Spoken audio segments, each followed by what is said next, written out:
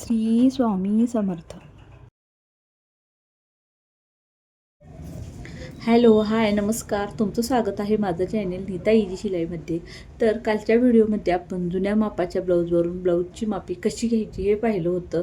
तर आता जी मापी आपण कालच्या व्हिडिओमध्ये घेतली होती त्याच मापाचं आपण हे ब्लाऊज कटिंग करणार आहोत. तर ते कशा पद्धतीने मापे घेतलेली आहेत आणि कशा पद्धतीने कटिंग केलेलं आहे या व्हिडिओमध्ये तुम्हाला पाहायला मिळणार आहे. तो व्हिडिओ तुम्ही जर पाहिला नसेल तर तो पहिला नक्की पहा. त्यानंतर मग हा व्हिडिओ पहा, म्हणजे तुमच्या सगळं लक्षात येईल की कशी मापं घ्यायची असतात आणि कशा पद्धतीने आपण शोल्डर वगैरे घेतलेले हे तुमच्या लक्षात येईल.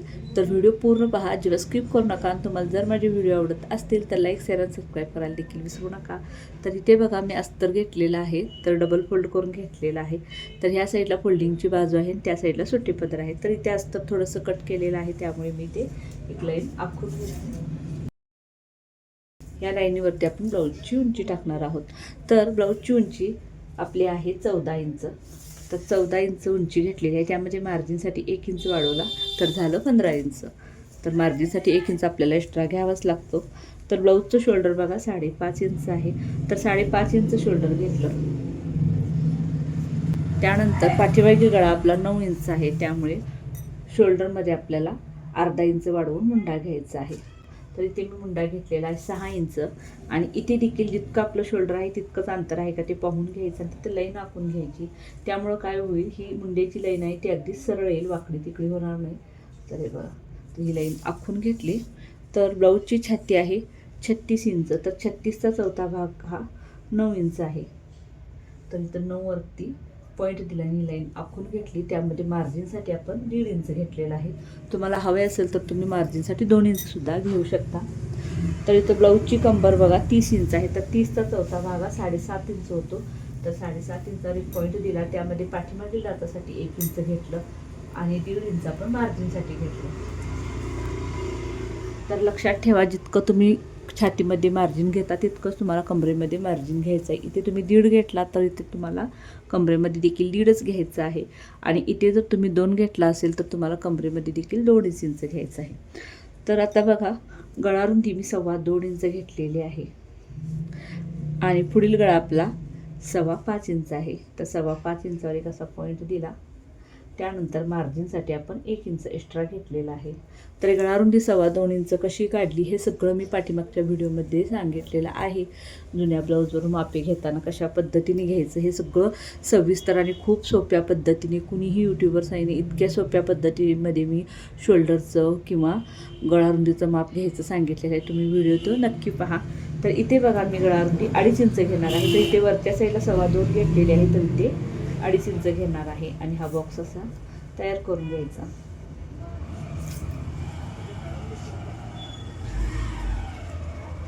आणि ह्या गळ्याचा आकार काढून घेतलेला आहे. त्यानंतर बघा, इथं कोपऱ्यामध्ये आपल्याला मुंड्याचं माप घ्यायचं आहे. तर मुंड्यासाठी मी इथे 1.5 इंचावर एक पॉईंट दिला आणि टेप तसाच खाली ओढून 1 इंचावर आणखीन एक पॉईंट दिला.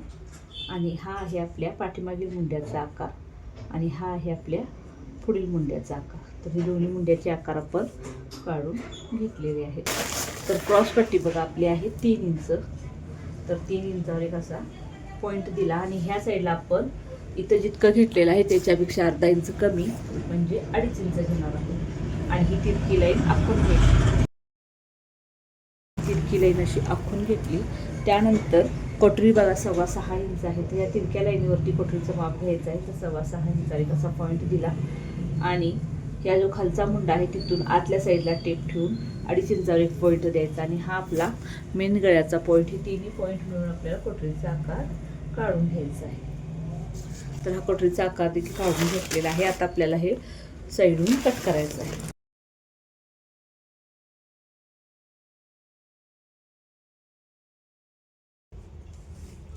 तर बघा, हा जो आपला मार्किंग केलेला भाग आहे तो असा ठेवून घ्यायचा आहे अस्तरवरती, अगदी व्यवस्थित, कुठेही कमी पडणार नाही याची दक्षता घेऊन. तर इथे बघा शोल्डरच्या ठिकाणी एक लाईन आखून घेतली, इथं मुंड्याच्या ठिकाणी थोडीशी आणि इथं थोडीशी, आणि ह्या साईडला ही पूर्ण लाईन अशी आखून घ्यायची आहे. आणि ह्याच्यावरती हाताने अगदी थोडंसं प्रेस करायचं.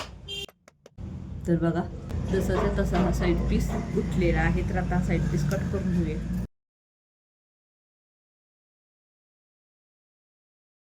आता इथं बघा बाहीचं कटिंग करून घेऊया. त्यासाठी मी हा कपडा घेतलेला आहे. तर ब्लाऊजची बाही 4.25 इंच आहे. तर बघा मी छोटीशीच घडी टाकलेली आहे, कारण ब्लाऊजची बाही ही पट्टी कट करून घेते, कारण हे जास्त आहे 4.25 पेक्षा. तर बघा हा आपला असा डबल कपडा आहे. तर याची अशी आडवी एक घडी टाकून घ्यायची आहे आणि इकडं बंद घडी आहे, तिथून आपल्याला बाहीचं माप घ्यायचं आहे. तर बाहीची उंची आहे बघा आपली 4.25 इंच. तर मार्जिनसाठी त्यामध्ये आपल्याला 1.25 इंच मिसळायचं आहे, म्हणजे एकूण आपण 5 इंचावर असा पॉईंट देणार आहोत. आणि इथे बघा तर ही लाईन अशी पूर्ण आखून घ्या उंचीची, आणि या लाईनीवरती आपल्याला 2 इंचावर एक असा पॉईंट द्यायचा आहे. आणि इथून आपल्याला मुंडाकुली घ्यायची. तर मुंडाकुली घेण्याची सगळ्यात सोपी तुम्हाला पद्धत सांगते मी छोट्या बाहीमध्ये. तर जितकी बाही आहे त्याचा आपल्याला निम्म घ्यायचं आहे, म्हणजे यासाठी फोल्ड करायचा आणि सेंटरचं जितकं येतं तितकं आपल्याला घ्यायचं आहे. तर आता आपण घेऊया बाही रुंदी. तर बाही रुंदी आहे आपली 8.5 इंच. तर 8.5 इंचावर एक असा पॉईंट दिला, आणि हे पॉईंट जिथून मिळतात तिथून आपल्याला बाहीचा आकार द्यायचा असतो. तर एक लाईन अशी आखून घेतली, आणि या लाईनीवरती बघा अशा पद्धतीने बाहीचा आपण आकार काढून घ्यायचा आहे. आणि ह्या दोन्हीचा सेंटर काढायचा आहे. तर आलेला आहे 7 इंच. तर 7चा सेंटर आलेला आहे 3. तर इथून खाली आपल्याला 1/2 इंचावर एक असा पॉईंट द्यायचा आणि हा आकार काढून घ्यायचा. तर हा असणार आहे आपला बाहीच्या पुढील भागाचा आकार. आणि इथून पुढे आपल्याला 1.5 इंचावर एक पॉईंट द्यायचा आणि एक अशी लाईन आखून घ्यायची. तर आता बघा दंडघेर आहे 6.25 इंच. तर 6.25 इंचावर एक पॉईंट दिला, त्यानंतर मार्जिनसाठी 2 इंच. आता हे बाहीचा आकार आपण कट करून घेऊया.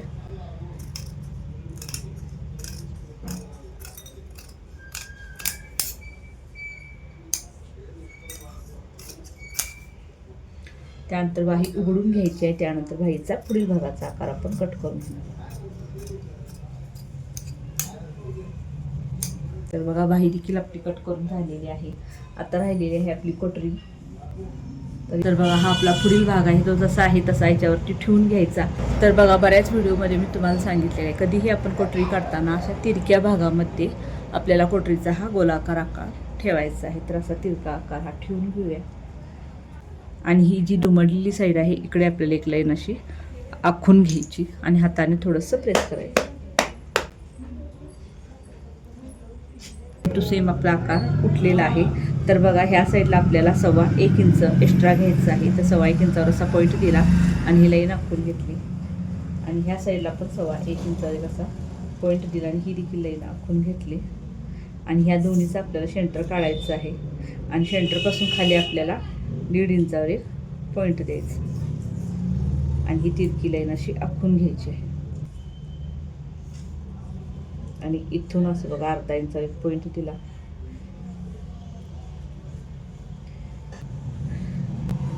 तर आता हे कोटरीचा आकार काढून झालेला आहे आणि आता आपण कोटरी कट करून घेऊया. तर बघा ही कोटरी आपली कट करून झालेली आहे. आता आपली राहिलेली आहे फक्त क्रॉस पट्टी कट करण्याची. तर या ब्लाऊजची क्रॉस पट्टी आहे 3 इंच. तर पहिला मी ते एक लाईन अशी आखून घेते. पुढील भागावरती आपण 3 इंच क्रॉस पट्टीचं माप टाकलं होतं, तर इथे आपल्याला 1/2 इंच वाढवून म्हणजे 3.5 इंच घ्यायचं आहे. आणि ह्या साईडला 1/2 इंच कमी म्हणजे 3 इंच घ्यायचं आहे. आणि ही लाईन अशी आखून घ्यायची आणि ही क्रॉस पट्टी आपल्याला कट करून घ्यायची आहे. तर बघा आता आपलं हे सगळं अस्तर कट करून झालेलं आहे. आता साडीतल्या ब्लाऊज पिसावरती कशा पद्धतीने हे ठेवावं लागतं मी तुम्हाला हे दाखवते. तर हा आहे साडीतला ब्लाऊज पीस आणि ह्याच्यावरती हे स्लीव्जसाठी अशी टिकलीची डिझाईन दिलेली आहे. तर हे बघा हे अशा पद्धतीने स्लीव्ज ठेवून घेतलेले आहे त्या साईडला. तर बघा स्लीव्ज ठेवून घेतलेली आहे जिथं टिकली वर्क आहे तिथं, आणि त्यानंतर पाठीचा भाग असा ठेवून घेतलेला आहे. आणि इथे बघा आपला साईड पीस देखील ठेवून घेणार आहे.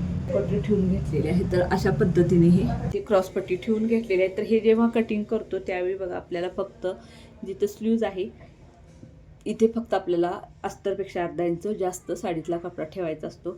पाठीचा भाग जसा आहे अस्तरचा तसाच कट करायचा, कुठेही वाढवायचं नाही. स्वाईट पीससुद्धा जसा आहे तसाच कट करायचा. कोटरी देखील आपली जशी आहे तशीच कट करायची. आणि क्रॉस पट्टीला सुद्धा आपल्याला जसं बाहीला पण अर्धा इंच एक्स्ट्रा ह्या साईडला सोडलेला आहे त्यासच क्रॉस पट्टीला देखील अर्धा इंच आपल्याला एक्स्ट्रा ठेवायचा आहे, जो साडीतला कपडा आहे तो. तर हा व्हिडिओ पूर्ण झालेला आहे. तर जुन्या मापाच्या ब्लाऊजवरून मापे घेऊन कशा पद्धतीने कटिंग करायचं या व्हिडिओमध्ये तुम्हाला मी सविस्तर सांगितलेलं आहे. कुठे काय वाढवायचं किंवा मार्जिन किती घ्यायचं हे अतिशय सोप्या पद्धतीमध्ये कुणालाही लक्षात राहील ह्या पद्धतीने सांगितलेलं आहे. तर व्हिडिओ कसा वाटला मला नक्की कमेंट करून सांगा आणि व्हिडिओ पूर्ण पाहिल्याबद्दल तुमच्या मनापासून धन्यवाद. थँक्यू.